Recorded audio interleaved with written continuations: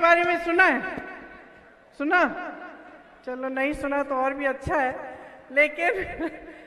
लेकिन भाजपा ने आज कल कुछ मेरे ख्याल से 1-2 महीने पहले एक योजना की घोषणा की, लाडली योजना की घोषणा। उसमें उन्होंने कहा है कि आपके खातों में थोड़े बहुत पैसे वो हर महीने डालेंगे, शायद 1200 रुपए ये कहा है, और कुछ महिलाओं को उन्होंने भेज भी दिया।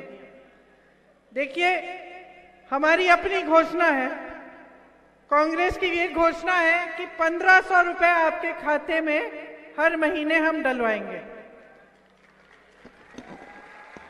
अब उनकी घोषणा और हमारी घोषणा में फर्क क्या है मैं बताना चाहती हूँ। बहनें बैठी हुई हैं, आप सोचो अगर आपकी कोई सहेली होती जिसकी शादी किसी के घर में हो गई, बड़े परिवार में, परिवार के मुखिया थोड़े कंजूस हैं, ठीक है, 18 साल से उसी परिवार में है, जब भी कुछ पैसों की जरूरत होती थी, जब भी कुछ कराना था, दिवाली के लिए कोई मेहमान आ रहे हैं, कुछ भी करना है, तो मुखिया पैसे नहीं देते थे, खुद अपने पति के साथ वो कहीं ना कहीं से जुगाड़ करके और कुछ करके अपने आप कमा लेती थी और उससे काम चला लेती थी। अब सोचो कि आपकी ये सहेली एक दिन आपके पास आती है और आपसे कहती है कि सुनो, आज तो गजब हो गया, आज तो मेरे ससुर जी ने कहा कि तुम खाता खोल दो, हर महीने तुम्हारे खाते में मैं 1200 रुपए डाल दूंगा। बहुत खुश है तुम्हारी सहेली, तुम क्या कहोगी उससे? क्या कहोगी?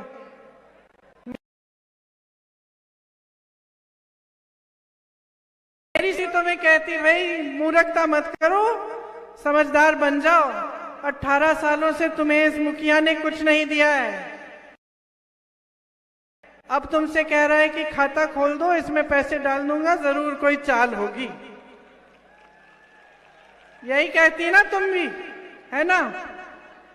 क्योंकि इंसान का अनुभव क्या होता है, हम तो अपने अनुभव पे चलते हैं। कोई हमें कोई भी सपना दिखा दे, कुछ भी कह दे, कल कह देंगे कि महिलाओं के लिए आरक्षण कर रहे हैं, संसद में महिलाओं के लिए बड़ा आरक्षण का बिल इन्होंने पास किया, सब महिलाएं खुश हो गई, मीडिया में आया, टीवी पे आया, बड़ी इवेंटबाजी हुई, पब्लिसिटी खूब हुई, पैसे भी खर्चे सरकार ने, मोदी जी जहां जहां गए उनको माल्यार्पण किया गया, उनका स्वागत किया गया, महिलाओं ने उनको धन्यवाद दिया। पता चला कि 10 सालों के लिए आरक्षण बिल लागू ही नहीं होगी। तो जब 10 सालों के लिए महिला इसका फायदा देख ही नहीं पाएगी, तो फिर हम आज से इसके लिए खुशी क्यों मनाएं? वही बात है, और यही मुख्य बात मैं कहना चाहती हूं कि इनकी घोषणाओं को समझो, किस लिए की जा रही है। जो 18 सालों से काम आपके लिए नहीं किया, वो चुनाव के 2 महीने पहले क्यों कर रहे हैं? कोई वजह होगी, वजह साफ है, इनकी घोषणाएं आपके वोटों को लेने के लिए होती हैं। चुनाव हो जाएगा, कोई याद नहीं रखेगा कि किसने कौन सा खाता खोला और उसमें कितने पैसे डालने हैं। ये मेरा अनुभव नहीं है, ये आपका अनुभव है। क्यों? क्योंकि मोदी जी ने क्या कहा था? कहा था कि करोड़ों रोजगार दिलवाएंगे। 10 साल हो गए इनकी सरकार है केंद्र में, प्रदेश में भी इनकी सरकार है, दिलवाए? किसको रोजगार मिले? हाथ उठाओ भाई, किसको रोजगार मिले हैं? नहीं मिले। फिर इन्होंने क्या कहा था? महंगाई कम करेंगे। बताइए बहनें, क्या हालत है आज? आप दुकान जाती हैं, सब्जी खरीद पाती हैं, कुछ भी खरीद पाती हैं? प्याज कितने का हो गया है आज? ये लोग कहते थे एक समय में कि प्याज के बहुत दाम बढ़ गए हैं, अब क्या कह रहे हैं? तो ऐसी ऐसी घोषणाएं करते हैं जो सिर्फ चुनावी घोषणाएं हैं।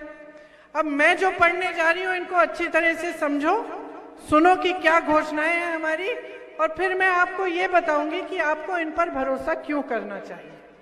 देखिए, महिलाओं को जैसे मैंने कहा 1500 रुपए प्रति माह अपने खाते में, आपके खाते में जाएंगे। गेहूं का न्यूनतम समर्थन मूल्य बढ़ाया जाएगा, 2600 रुपए दिया जाएगा। धान का समर्थन मूल्य 2500। अब हम किस आधार पर कह रहे हैं? चुनाव के आधार पर नहीं कह रहे हैं। छत्तीसगढ़ आपके पास में है, पास वाला प्रदेश है, पड़ोसी प्रदेश है आपका। 2400 रुपए धान मिल रहा है, अभी कांग्रेस की सरकार खरीद रही है धान 2400 रुपए में आज के दिन, और चुनाव के लिए नहीं किया गया था ये काफी समय से चल रहा है। उस आधार पे हम कह रहे हैं कि यहाँ पे भी हम 2600 का गेहूं और 2400 का धान खरीदेंगे। फिर हम कह रहे हैं कि किसान के कर्ज माफ किए जाएंगे। अब किस आधार पे कह रहे हैं? हम इस आधार पे कह रहे हैं कि कांग्रेस के प्रदेशों को देखो, छत्तीसगढ़ में किसानों के कर्ज माफ किए गए हैं, राजस्थान में किसानों के कर्ज माफ किए गए हैं, कर्नाटका में किए थे, और आज हम कह रहे हैं कि आपके कर्ज माफ करेंगे, क्योंकि जब 15 महीनों के लिए मध्य प्रदेश में आपने पिछली सरकार कांग्रेस की चुनी थी, तो उन्होंने, कमलनाथ जी ने किसानों के कर्ज माफ करना शुरू किया था। तो हम उस आधार पर कह रहे हैं कि फिर से आपके कर्ज को माफ किया जाएगा। 100 यूनिट बिजली की बिल आपको माफ होगी और 200 यूनिट बिजली की बिल हाफ होगी, मतलब आधी की जाएगी। इसका भी आधार है, ये भी पहले किया गया था और कांग्रेस के प्रदेशों में हो रहा है आज भी।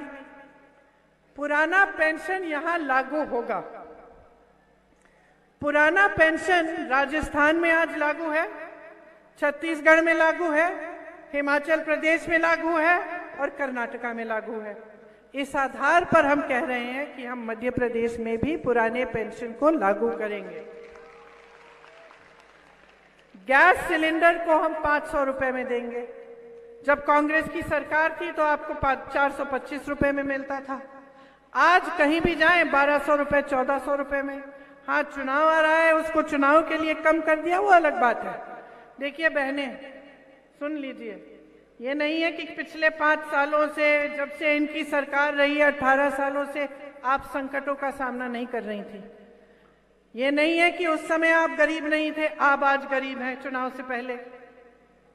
तो ये सारी स्कीमें उस समय क्यों नहीं लागू की इन्होंने?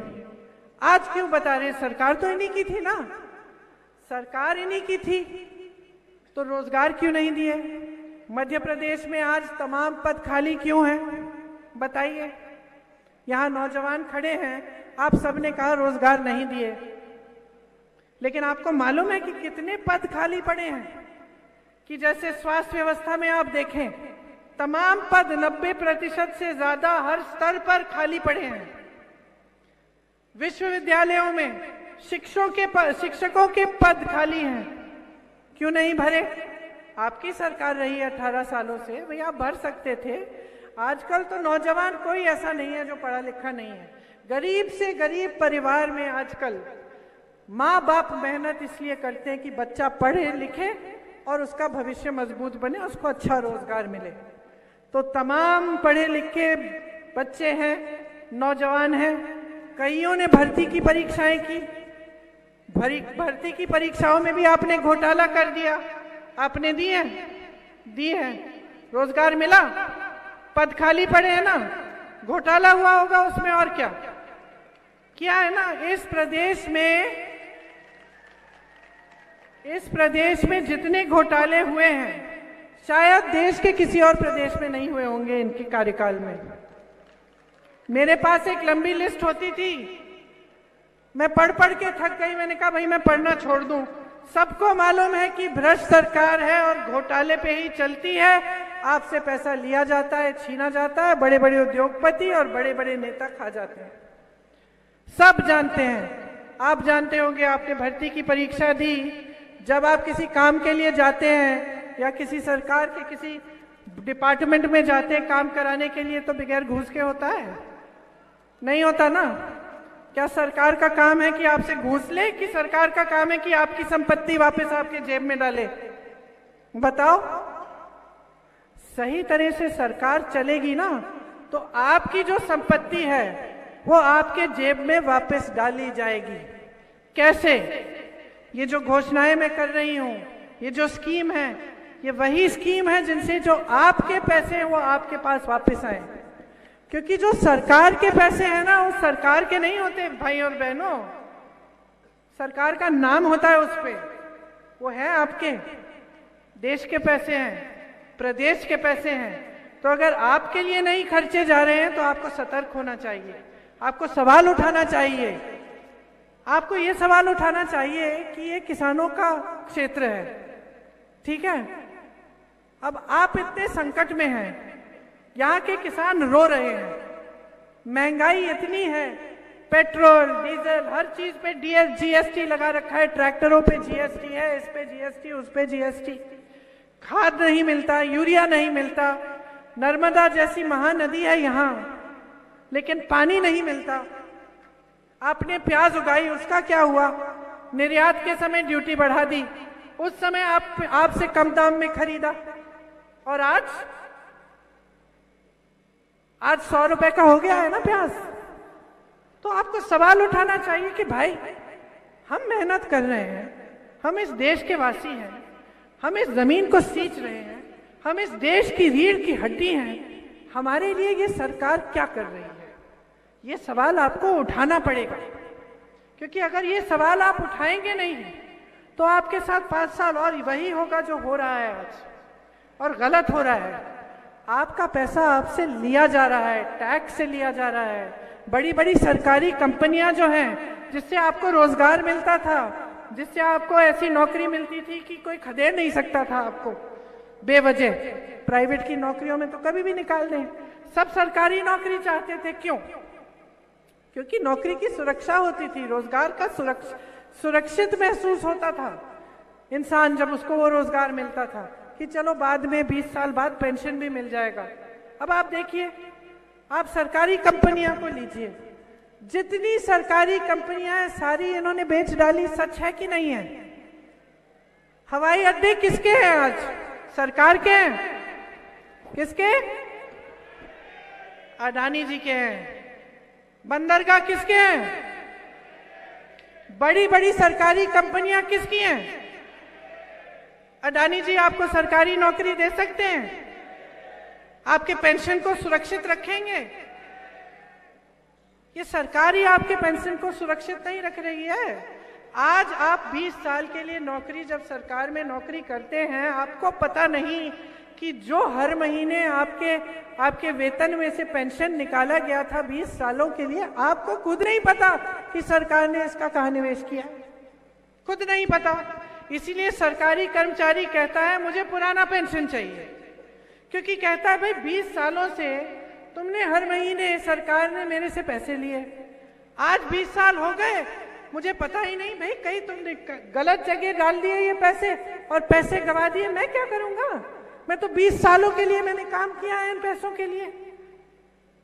यही कह रहा है कि भाई मेरे हाथों में दे दो, मेरी कमाई है, मैं हिफाजत करूंगा, मुझे कहीं डालना है इन्वेस्टमेंट डालूंगा, मुझे कुछ बनाना है अपने लिए घर बना लूंगा। आप दे नहीं रहे। तो ये परिस्थितियां हैं।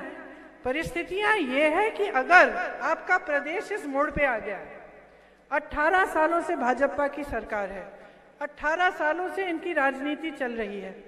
लोग कहते हैं मध्य प्रदेश आरएसएस की प्रयोगशाला है। बहुत बढ़िया। क्या मिला आपको? क्या मिला आपको इस राजनीति से? जब जब चुनाव आया धर्म की बात उठा ली। आपके जज्बात हैं धर्म से जुड़े हुए, किसके नहीं है? कौन सा ऐसा देशवासी है जिसके जज्बात, जिसका दिल धर्म की बातों से जुड़ा नहीं है? बताइए, कोई नहीं है, चाहे किसी भी धर्म का हो। तो जब धर्म का इस्तेमाल हो रहा है तो आप आंखें नहीं खोलेंगे?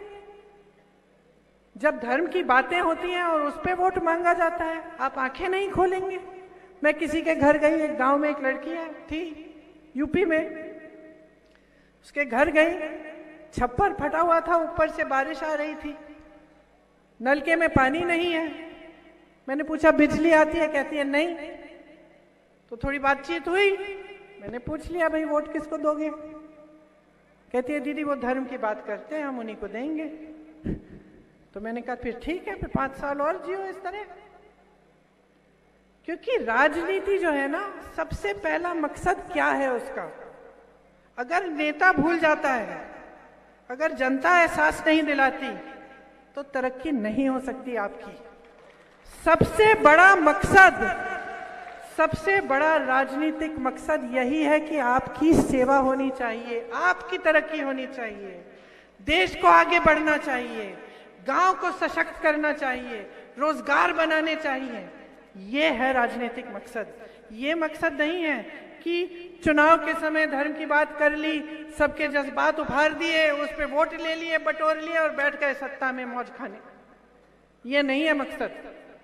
और मैं आपसे शिकायत करूंगी कि आपने एक ऐसी परिस्थिति बना दी है इस देश में कि सारे नेता जो सत्ता में बैठे हैं इस बात को भूल गए हैं। और आपने ये परिस्थिति आपने बनाई है, आपसे शिकायत है, क्योंकि आप जागरूक नहीं बन रहे हो।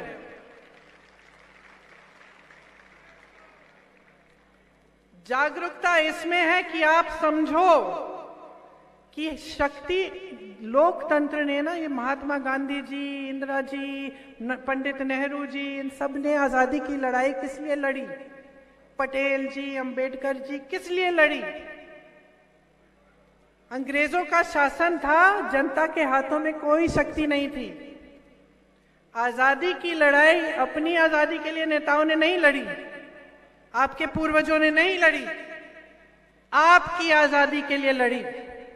इसका मतलब है कि जब इस देश में लोकतंत्र है, लोकतंत्र का मतलब है देश में सबसे शक्तिमान, सर्वोपरि कौन है? जवाब दो मुझे, कौन है? कौन है? श्री नरेंद्र मोदी जी हैं। जनता है देश की।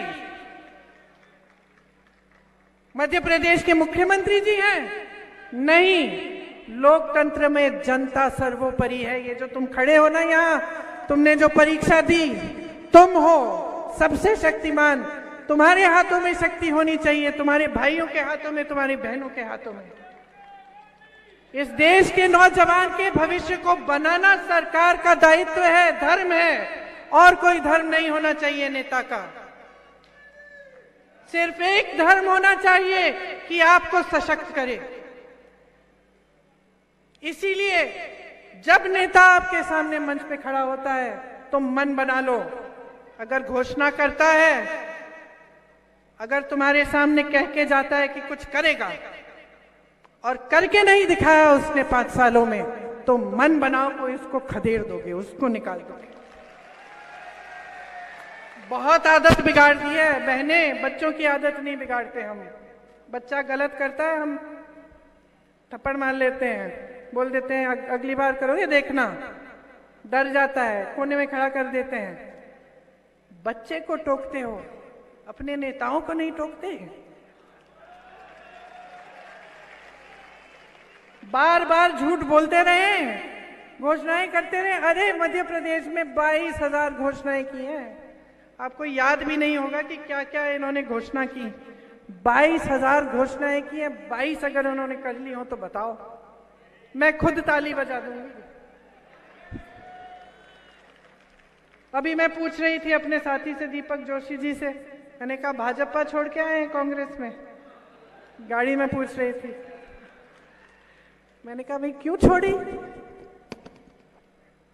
कहा दीदी हमारे इलाके में ना बहुत भ्रष्टाचार हो रहा था और मैं बार बार गया, मैं हर नेता के पास गया और मैंने कहा यहाँ मेरे इलाके में बंद कर दो, जो कुछ करना है कहीं और करो, मेरे इलाके में मत करो। किसी ने मेरी सुनी नहीं। 2 साल से मैं कहता रहा, ऊब गया, एक दिन गुस्सा चढ़ गया, छोड़ दिया। खुद कह रहे हैं। तो आजकल राजनीति में लोग आ रहे हैं तो किस लिए आ रहे हैं? क्योंकि व्यापार बन गया है। राजनीति में आ रहे हैं कि चलो लूटेंगे, अपने महल बनाएंगे, खुश रहेंगे, अपने बच्चों को भेज देंगे विदेश पढ़ाई करने के लिए, पब्लिक जाए भाड़ में। क्या ये है राजनीति का मकसद? नहीं है ना। तो अब हम चाहते क्या है? हम अपनी सरकारों से, अपने नेताओं से चाहते क्या है? थोड़ी बहुत ईमानदारी तो चाहते हैं ना कि ईमानदारी से काम करें। थोड़ा बहुत एक विजन होना चाहिए कि भाई तुमने सोचा है, अगर मुख्यमंत्री बनोगे, मंत्री बनोगे, सोचा है कि हमारे प्रदेश के लिए अगले 10 सालों में क्या करके दिखाओगे? ये भी चाहते हैं हम कि भाई कुछ सोच समझ होनी चाहिए। मोदी जी कहते हैं कि 70 सालों में कांग्रेस ने कुछ नहीं किया। अच्छा, तो आईआईटी किसने बनाई, आईआईएम किसने बनाया, एम्स किसने बनाया, ये बड़ी बड़ी कंपनियां जो मोदी जी कौड़ियों के दाम में अपने दोस्तों को बेच रहे हैं, ये किसने बनाई? ये हवाई जहाज जो मोदी जी खरीद रहे हैं 8-8 हजार करोड़ के, 8,000 करोड़ के अपने लिए खरीदे हैं 2 हवाई जहाज, ये जो खरीद रहे हैं इनकी ये सब एयरपोर्ट सब कुछ, ये किसने बनाया? ये बंदरगाह जो दे रहे हैं अडानी जी को, ये किसने बनाया? 70 सालों से कुछ नहीं हुआ बहनों और भाइयों। ये कहते हैं इंदिरा गांधी डैम कह रहे हैं आप, तो ये सब बातें करते हैं आपके सामने, ये नहीं बताते कि 10 सालों में इन्होंने क्या किया, 18 सालों में मध्य प्रदेश में क्या किया। सीधी सी बात है, चुनाव का समय है। देखिए, मैं छत्तीसगढ़ गई थी कल, मुझे इतनी खुशी हुई क्योंकि मैं मंच में जब खड़ी हुई तो मेरे पास कुछ कहने का था। मैं कह पाई कि देखो, आज छत्तीसगढ़ का किसान खुश है, आज धान हम छत्तीसगढ़ में आपसे खरीद रहे हैं, पूरे देश भर में सबसे ज्यादा का खरीद रहे हैं। मैं कह पाई कि यहाँ तुम्हारी समस्या थी आवारा पशुओं की, तुम्हारे खेत चले जा रहे थे, तुम रात भर खेत के पहरेदारी के लिए बैठते थे खेतों में। अब यहाँ भी है समस्या, यहाँ भी है, ठीक है। तो मैं कह पाई छत्तीसगढ़ में कि इतनी बड़ी समस्या थी, जब भी किसान मिलते थे रोते थे कि कुछ करो। हमारे मुख्यमंत्री जी ने क्या किया? गौठान बनाए, और बेकार के गौठान नहीं है, ऐसे गौठान बनाए जिसमें रोजगार दिया। फिर उन्होंने कहा कि भाई गोबर क्यों ना खरीदें, हम इस गोबर का हम कुछ बना देंगे, गोबर गैस बना देंगे, गोबर के कुछ और चीजें बना देंगे। सरकार ने गोबर को खरीदना शुरू किया, गोबर को खरीदना शुरू किया तो लोगों ने आवारा पशु को रखना शुरू किया, है कि नहीं? क्योंकि उससे कमाई हो रही थी। गौठान में मैं ऐसी महिलाओं से मिली हूं जो 1 लाख रुपए 6 लाख रुपए कमा रही हैं बहनों। स्वयं सेवा समूह बना दिए, उससे जितना भी गौठान का काम था उसमें काम कराया, उसमें नई नई चीजें कराई। बस्तर जैसे जिले में जो पूरे देश में जाना जाता था कि यहाँ पे हिंसा है, भाई लोग डरते थे जाने से, बस्तर जैसे जिले को मशहूर बना दिया। किस लिए? मिलेट के लिए, रागी के लिए। रागी के सबसे बड़ा प्लांट लगाया वहां हमारी सरकार में। आज बस्तर से रागी पूरी दुनिया में जा रहा है, उसकी बढ़िया पैकेजिंग हो रही है, मार्केटिंग हो रही है। मेरे घर में भी है, मैं भी वो खाती हूँ। तो जहाँ पे हिंसा थी, जहाँ पे गरीबी थी, जहाँ पे आदिवासियों के लिए मुश्किलें ही मुश्किल थी, हमने उस जिले को उठाया, वहां पे हमने संपत्ति डाली। किसकी संपत्ति? जनता की संपत्ति उसमें डाली, हमने स्कीमें बनाई और आज वहां जनता खुश है। आज स्थिति ये है कि जो पलायन करने के लिए दूर जा रहे थे, रोजगार ढूंढने के लिए वापस आ रहे हैं, कह रहे हैं कि हमें तो रोजगार छत्तीसगढ़ में मिल जाएगा। तो ये हो सकता है जब हम नेता भी, जब हम खड़े होकर इन प्रदेशों में जाते हैं जहां हमने कुछ करा है, तो गर्व होता है, अच्छा लगता है कि भाई शर्मिंदा होकर तो नहीं खड़े हो रहे हम। यहाँ झूठ बोलने की जरूरत नहीं है, फालतू की घोषणाओं को करने की जरूरत नहीं है, क्योंकि काम करके दिखाया है। महिलाओं के लिए कितना किया उन्होंने बहनों, हमारी सरकारों ने हर जगह किया है। कर्नाटका में मुफ्त बस यात्रा हो रही है, महिलाओं के खातों में पैसे डल रहे हैं, चुनाव के समय से नहीं, जैसे ही सरकार बनी तब से।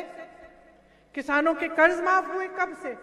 सरकार बनी सबसे पहले मंत्रिमंडल का जो मीटिंग हुई उसमें तय किया गया कि कर्ज माफ होंगे, तब से शुरू हो गया। चुनाव का इंतजार नहीं किया हमने। तो एक दूसरी राजनीति भी है, हो सकती है, उसमें आशा रखो। आज आप इंदिरा जी को याद रखते हैं, आप बड़े बड़े नेताओं को याद रखते हैं, क्यों? ऐसा कैसा काम कर दिया उन्होंने? सोचिए क्या किया। पूरा जीवन आपकी सेवा में दिया, देश के लिए अपना जीवन दे दिया, जान दे दी अपनी। लेकिन श्रद्धा इसलिए है क्योंकि उनके दिल में आपके लिए श्रद्धा थी। वो अपने आप को आपसे ऊपर नहीं समझती थी, इसलिए उनके मृत्यु के तकरीबन 40 साल बाद भी आप नारे लगाते हैं उनके लिए। मैं आदिवासी क्षेत्रों में जाती हूँ, अभी भी लोग मिलकर मुझे कहते हैं कि आपकी दादी जी ने पट्टे दिलवाए, गरीबों को पट्टे दिए, जल जंगल जमीन पर अधिकार दिया। आज भी आप उनके लिए ताली, मेरे लिए नहीं है, उनके लिए ताली बजा रहे हो, क्योंकि उनके दिल में आपके लिए श्रद्धा थी। ऐसे नेता होते हैं, ऐसी राजनीतिक दल होते हैं जिनके असूल, जिनकी परंपराएं इस देश की आजादी के असूल हैं, पुरानी परंपराएं हैं, आदर की परंपराएं, एक दूसरे के लिए और देश की जनता के लिए। हम समझते हैं कि ये संपत्ति सब आपकी है, हम चाहते हैं कि आपके हाथों में जाए, हम समझते हैं कि आपने खड़ा किया है यहाँ हमको। अगर मेरे परिवार के 2-3 पीढ़ियां आपके सामने नेता बन के आए, आप ही ने तो बनाया, आप ही ने तो सशक्त किया, तभी तो हमारे बीच और आपके बीच एक श्रद्धा, एक आदर है। तो आप इन बातों को गहराई से समझिए। चुनाव के समय कोई कुछ भी कह सकता है, मैं भी आके आपको कुछ भी कह सकती हूँ। मैं सच कह रही हूँ या मैं झूठ कह रही हूँ, इसका आधार क्या है, मैं घोषणा कर रही हूँ तो किस आधार पर कर रही हूँ, ये गहराई से समझना आपका सबसे बड़ा कर्तव्य है। ये लोग देशभक्ति की बात करते हैं ना, इससे बड़ी कोई देशभक्ति नहीं है बहनों और भाइयों, इससे बड़ी कोई देशभक्ति नहीं है कि आप अपना हक, अपना अधिकार नेताओं से, राजनीतिक दलों से और सरकारों से मांगो।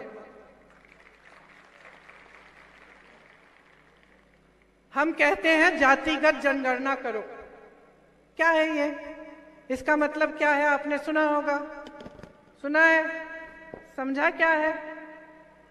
जातिगत जनगणना ये है, गिनती है, ठीक है, कि गिनती कर लो कि कौन सी जाति के कितने लोग हैं इस देश में। अब मान लो मैं सभा में हूं, आप सब यहाँ खड़े हो, हजारों लोग होंगे, मुझे तो नहीं मालूम कि उस कोने में शायद 100 ऐसे किसान होंगे जो अपना पेट भी नहीं भर पा रहे हैं, जो इतने गरीब हैं कि मजदूरी भी नहीं कर पा रहे हैं, खेती में पे काम करते हैं, पैसे नहीं, मुझे नहीं मालूम, मुझे नहीं मालूम। मुझे ये भी नहीं मालूम कि यहाँ पे 200 ऐसे नौजवान होंगे जो शायद अति पिछड़े होंगे और शायद किसी ऐसी उनका ऐसा एक हुनर होगा जिसका आज तक सरकार ने जिसके लिए कोई सहायता नहीं की है सरकार ने। मुझे नहीं मालूम, क्योंकि मैंने गिनती नहीं की, तो मुझे कैसे मालूम होगा? मुझे नहीं मालूम कि भाई कितनी महिलाएं बैठी हैं, मुझे दिख रहा है कि 100-200 होंगी, लेकिन मुझे ठीक तरह से नहीं मालूम। तो अगर मैं इस भीड़ के लिए कुछ काम करना चाहती हूँ गहराई से, मैं समझना चाहती हूँ कि भाई आप जो अंगोछा पहने हुए लाल वाला, आपकी क्या ज़रूरतें हैं, या मैं समझना चाहती हूँ कि महिलाओं के लिए आजकल क्या करना चाहिए, या वो जो गरीब किसान है 100 पीछे जो बैठे हुए हैं, उनको आगे बढ़ाने के लिए सबसे अच्छी स्कीम क्या होगी। तो बगैर गिने कैसे जानूंगी, कैसे जानूंगी कि सरकार की इतनी संपत्ति इन लोगों के प्रति जानी चाहिए, क्योंकि ये सबसे गरीब है, ये अति पिछड़े हैं, या ये पिछड़े हैं, या फिर ये दलित हैं, इन्होंने बहुत हजारों सालों से इन्होंने अन्याय सहा है, इनको आगे बढ़ाने के लिए जरूर कुछ करना है, इसके लिए गिनती जरूरी है। अब भाजपा के नेता आते हैं, कहते हैं कि हम ओबीसी वर्ग को आगे बढ़ाएंगे, हम ऐसा करेंगे, वैसा करेंगे। जब हम कहते हैं भाई गिनती तो कर लो, चुप, गिनती नहीं चाहते तो गिनती नहीं चाहते तो मदद कैसे करोगे? बिहार में गिनती की, बिहार की प्रदेश सरकार ने गिनती कर ली, 84% निकले ओबीसी, दलित और एसटी, 84%, ठीक है। अब हमें मालूम है कि 84% है, तो फिर हम सोच सकते हैं कि चलो इतनी संपत्ति कम से कम ऐसी स्कीमों में जानी चाहिए, इतना काम होना चाहिए जो इनको भी आगे बढ़ाए। अब हमें पता चला इस गिनती को करने के बाद कि किसी और जाति के, जो शायद एक ओबीसी नहीं है, दलित नहीं है, लेकिन किसी और जाति के लोग बहुत ही ज्यादा गरीब हैं, तो हमें पता चला कि अच्छा बहुत ज्यादा गरीब लोग भी हैं और उनके लिए भी हमें एक स्कीम बनानी चाहिए। तो ये सब चीजें जब सोच होती है ना, जब समझ होती है, जब गहराई से एक विजन के साथ ये काम किया जाता है देश के लिए, प्रदेश के लिए, तभी ये सब समझ हो सकती है। वरना जैसे मैंने कहा, कहते रहे कि हम इस जाति के लिए करेंगे, उस जाति के लिए करेंगे, खासतौर से चुनाव के समय उठा ली ये बातें, लेकिन नियत नहीं है, गिनती ही नहीं करनी आपको। महिला के आरक्षण की बात कर ली, 10 सालों के लिए महिला आरक्षण देखने ही नहीं वाली है, तो फिर फायदा क्या हुआ? हम अभी से क्यों कूदे भाई, हम अभी से क्यों नाचें और गाएं और मोदी जी के बारे में बढ़िया बढ़िया चीजें कहें? तो गहराई में चीजों को समझने की जरूरत है, नेताओं को और जनता को। और जब तक आप ऐसी राजनीति को बढ़ाते रहेंगे ना, जो आपको धर्म और जाति के आधार पर फुसलाते रहेगी, तब तक आप पीछे रहोगे। तब तक सिर्फ नेताओं के बच्चे फूलेंगे फलेंगे और आप वहीं के वहीं रहोगे। अब मैं घोषणाओं से चल के पता नहीं कहां चली गई, तो अपनी घोषणाएं खत्म कर लेती हूं। मैंने ओबीसी की बात की। ओबीसी के लिए 27% आरक्षण मध्य प्रदेश में दिया जाएगा। 5 हॉर्स पावर सिंचाई की बिजली मुफ्त मिलेगी आपको। जाति जनगणना हम प्रदेश में कराएंगे अगर केंद्र सरकार नहीं करना चाहती। 2 लाख सरकारी पद खाली पड़े हैं, तुम जैसे लड़कों को मिलने चाहिए और मिलेंगे। प्रतियोगी परीक्षा के लिए कितनी फीस दी है तुमने? 500। हम कह रहे हैं कि जितनी भी ऐसी परीक्षाएं हैं उसकी निःशुल्क तुम फीस के बिना तुम भरोगे। 25 लाख रुपए तक का बीमा और 10 लाख का दुर्घटना बीमा, स्वास्थ्य बीमा आपको मिलेगा। मतलब कोई दुर्घटना घट गई, किसी को चोट आ गई, आपको अस्पताल ले जाना है, 10 लाख तक आपका इलाज हो जाएगा अगर दुर्घटना हुई, और 25 लाख तक बाकी इलाज। ये राजस्थान में हो रहा है। राजस्थान में मैं ऐसे लोगों से मिली हूं जिनका हार्ट ऑपरेशन सरकार द्वारा किया गया, 1 पैसा नहीं देना पड़ा, क्योंकि 25 लाख तक मुफ्त इलाज है। राजस्थान में किसकी सरकार है? कांग्रेस की सरकार है। ये एक पढ़ो और पढ़ाओ योजना खास मेरी बहनों के लिए है, अच्छी तरह से समझिए इसको। इसमें मध्य प्रदेश के हर बच्चे को 1 से 12वीं तक निःशुल्क शिक्षा मिलेगी। कक्षा 1 से 12 तक अलग अलग, जैसे 1 से 5वीं तक, 5वीं से 8वीं तक, अलग अलग बच्चों को 500, 1000 और 1500 रुपए दिए जाएंगे हर महीने, ताकि जो स्कूल के लिए, पढ़ाई के लिए जो चीजें खरीदनी पड़ती हैं, जो थोड़ा बहुत करना पड़ता है, वो आप कर पाए। यहाँ पे आपको मालूम है 7000 पाठशालाएं बंद हुई हैं इनके राज्य में। नई बनाने के बजाय इन्होंने बंद कर डाले, और वहां छत्तीसगढ़ में ऐसे विद्यालय बन रहे हैं, हर जिले में बने हैं जहां पे इंग्लिश मीडियम पढ़ाई जा रही है। और हमने वहां घोषणा की है कि 5 साल सरकार और लाओगे तो जितने सरकारी विद्यालय हैं उन सबको अपग्रेड करके हम इंग्लिश मीडियम भी बनाएंगे। आज आप जानते हैं कि महंगाई कितनी है। दिवाली आ रही है, आप सब जानते हैं। जो भी दिवाली के लिए काम करने हैं, लिपाई पुताई, थोड़ा सा सजाना है घर को, कुछ बर्तन खरीदने जाओगे धनतेरस पे, दिए खरीदने जाओगे, कर पा रही हो?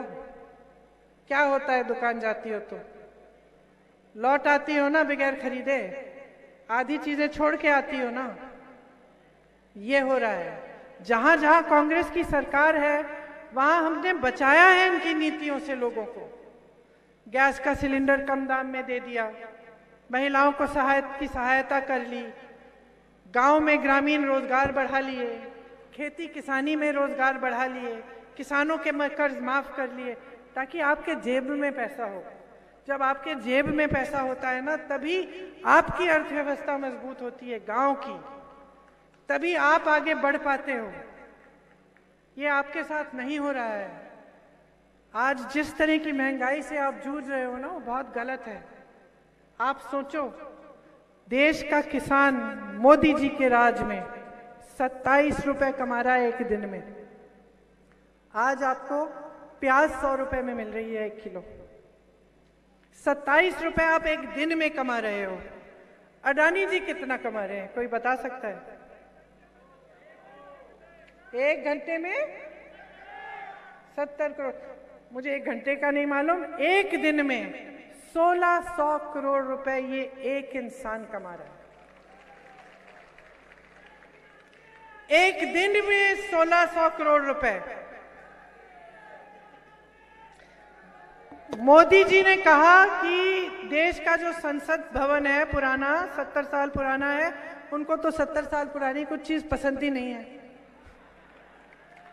तो ये देखते हैं वो 70 साल वो संसद देखा रहे, ये भी 70 साल पुराना है, चलो इसको भी खत्म कर देते हैं। तो कहा कि भाई हमें तो नया संसद चाहिए, हम नया संसद भवन बनाएंगे। जरा सोचिए कितना खर्च करेंगे इस नए संसद भवन को बनाने के लिए? 20,000 करोड़ रुपए। किस लिए? वो नई दिल्ली का वो एक रास्ता है उसके सुंदरीकरण के लिए, G20 के ये जो प्रधानमंत्री और राष्ट्रपति आते रहते हैं इनके लिए, और नए संसद भवन बनाने के लिए कहीं 27,000 करोड़, कहीं 20,000 करोड़ रुपए खर्च रहे हैं। पुराने पेंशन के लिए पैसे नहीं हैं, पुराने पेंशन के लिए पैसे नहीं हैं, किसानों के कर्ज माफ करने के लिए पैसे। जब उन्होंने ये ऐलान किया कि 20,000 करोड़ रुपए का वो सुंदरीकरण करेंगे उस एक रास्ते का नई दिल्ली में, मैं यूपी में काम कर रही थी, उस समय किसान आंदोलन था, लाखों किसान महीनों से सड़क पर आ गए थे, उतरे हुए थे, पानी नहीं था, सरकार उनसे बात भी नहीं कर रही थी, सुनवाई ही नहीं थी उनकी, कुछ नहीं। 6 किसानों को सरकार के एक मंत्री ने के बेटे ने जीप के नीचे कुचल डाला था, वो मंत्री इनके साथ मंच पे बैठा था। इन्होंने ऐलान किया कि 20,000 करोड़ रुपए सुंदरीकरण करेंगे। सरकार से ये पूछिए, जब 20,000 करोड़ रुपए नए संसद भवन को बनाने के लिए है तो हमारे बकाये के लिए 15,000 करोड़ रुपए क्यों नहीं है? किसानों की कोई सुनवाई नहीं हुई, किसान बैठा रहा सड़क पे। मेरे ख्याल से सैकड़ों किसान शहीद हुए, आंकड़ा याद नहीं है मुझे, 400-500 किसान शहीद हुए। मोदी जी अपने घर से नहीं निकले, 2 किलोमीटर दूर, 3 किलोमीटर दूर इनके घर से ये धरना था, बात करने तक नहीं आई। लेकिन वो काले कानून जिनके खिलाफ वो आंदोलन इतने दिनों के लिए चला, इतने किसान शहीद हुए, इतने किसान भूखे पड़े रहे, उन काले कानूनों को इस सरकार ने कब वापस लिया? कब वापस लिया? जब चुनाव आया तब। 1 साल के लिए चलते रहे, आंदोलन चलने दिया, 1 साल के लिए कोई नहीं गया, कोई सुनवाई नहीं, कुछ नहीं। चुनाव आने लगा, घबराहट हो गई कि अब तो गड़बड़ हो जाएगी, काले कानून वापस ले लिए। तो समझ लीजिए कैसी राजनीति चल रही है।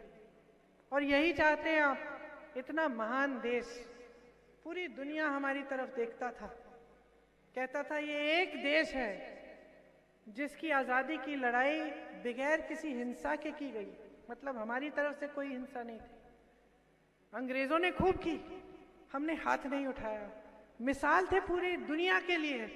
लोग कहते थे देखो हिंदू, मुसलमान, सिख, ईसाई, जैन, बौद्ध सब इकट्ठे होकर इतने बड़े साम्राज्य के खिलाफ लड़ रहे हैं और एक बार हथियार नहीं उठाते।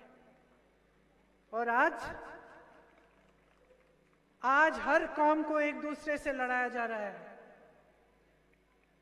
और किसके नाम पे? धर्म के नाम पे। कौन सा धर्म बताता है भाई? कौन सा ऐसा धर्म है जो कहता है कि एक भाई से भाई को लड़ाए? कौन सा धर्म है? कोई धर्म नहीं है। सारे धर्म यही कहते हैं कि एकता बनी रहे, लोग खुशहाल रहें, एक साथ सबकी समान तरीके, सबकी दृष्टि एक हो, सब आगे बढ़े। और आज एक ऐसी राजनीति आ गई है हमारे देश में, हमारे प्रदेश में, जो धर्म के नाम पे आपसे वोट मांगती है, काम पे नहीं। और मैं फिर से कहूंगी, आदत आपने बिगाड़ी है। सोच लो, कोई नौकरी कर रहा है, उसको मालूम है कि उसको काम करने की जरूरत नहीं है। जब साहब आएंगे तो कोई बहाना बना देगा और साहब को कुछ चीजें बहुत अच्छी लगती हैं सुनने, वही चीजें बोलेगा नौकरी चलती रहेगी, साहब कुछ कहेंगे नहीं। अब आपने परिस्थितियां ये बना दी हैं कि नेता सोच रहा है कि काम की बात करने की जरूरत नहीं है, घोषणाएं कर दूंगा, चुनाव के बाद कुछ पूरा नहीं करना, मैं ऐश करूंगा, चुनाव आएगा फिर से घोषणाएं कर लूंगा और बीच में मैं धर्म की बातें करते रहूंगा। तो धर्म की बात जैसे करूंगा मेरे से काम कोई नहीं पूछेगा, तो नेता काम क्यों करेगा आपके लिए?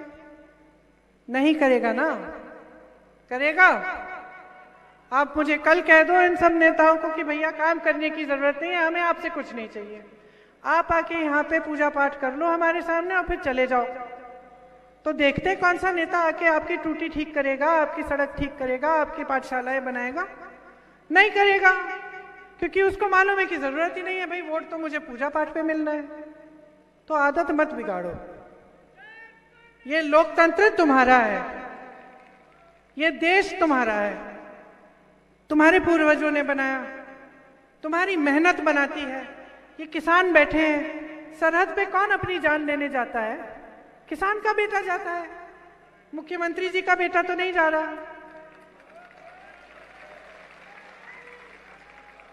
आपके लिए तो ये अग्निवीर ले आए, 4 साल सेना में नौकरी करिए, उसके बाद घर लौट जाइए, बेरोजगार बन जाइए फिर से। अपने बच्चों के लिए तो विदेश में पढ़ाई और बड़े बड़े महल और बड़ी बड़ी गाड़ियां, और आप वीडियो देख ही रहे हैं कि इनके बच्चों हजारों करोड़ों की बात कर रहे हैं एक दूसरे से कि ये कमाएंगे, भाई इतनी घूस दे दो, उतना इसमें मिलेगा, ये डील कर लो, वो डील कर लो। तो देखो, जागरूक बन जाओ। मैं वोट नहीं मांगने आई हूं, मैं जागरूकता मांगने आई हूं, और मैं चाहती हूं कि मुझे ये मिले। मैं चाहती हूं कि आप समझो कि इसी देश में, उन प्रदेशों में जहां कांग्रेस की सरकार है, आज के दिन एक अलग तरह की राजनीति चल रही है, और वो राजनीति आपको सशक्त बनाने वाली राजनीति है। वो राजनीति ये है, ऐसी है जिस पर आप भरोसा कर सकते हैं। वो राजनीति ऐसी है जिसके नेता आपको दिल में रखते हैं, जो चाहते हैं कि आपके सामने मंच पे आए तो ये बता पाए कि आपके लिए क्या किया है। ये राजनीति आज के दिन में उन प्रदेशों में चल रही है जहां पे कांग्रेस की सरकार है।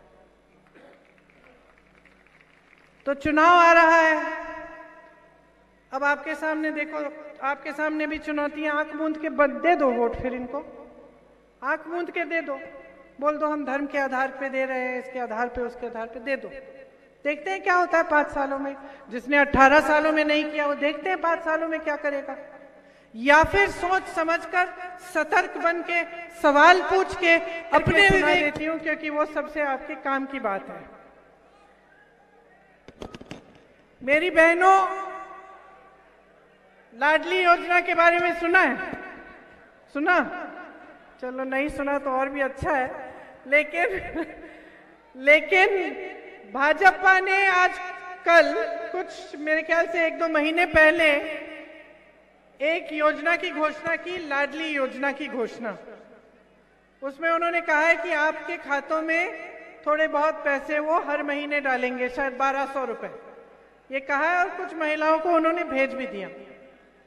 देखिए, हमारी अपनी घोषणा है, कांग्रेस की ये घोषणा है कि 1500 रुपए आपके खाते में हर महीने हम डलवाएंगे। अब उनकी घोषणा और हमारी घोषणा में फर्क क्या है, मैं बताना चाहती हूँ। बहनें बैठी हुई हैं, आप सोचो अगर आपकी कोई सहेली होती जिसकी शादी किसी के घर में हो गई, बड़े परिवार में, परिवार के मुखिया थोड़े कंजूस हैं, ठीक है, 18 साल से उसी परिवार में है, जब भी कुछ पैसों की जरूरत होती थी, जब भी कुछ कराना था, दिवाली के लिए कोई मेहमान आ रहे हैं, कुछ भी करना है, तो मुखिया पैसे नहीं देते थे, खुद अपने पति के साथ वो कहीं ना कहीं से जुगाड़ करके और कुछ करके अपने आप कमा लेती थी और उससे काम चला लेती थी। अब सोचो कि आपकी ये सहेली एक दिन आपके पास आती है और आपसे कहती है कि सुनो, आज तो गजब हो गया, आज तो मेरे ससुर जी ने कहा कि तुम खाता खोल दो हर महीने तुम्हारे खाते में मैं 1200 रुपए डाल दूंगा। बहुत खुश है तुम्हारी सहेली, तुम क्या कहोगी उससे, क्या कहोगी?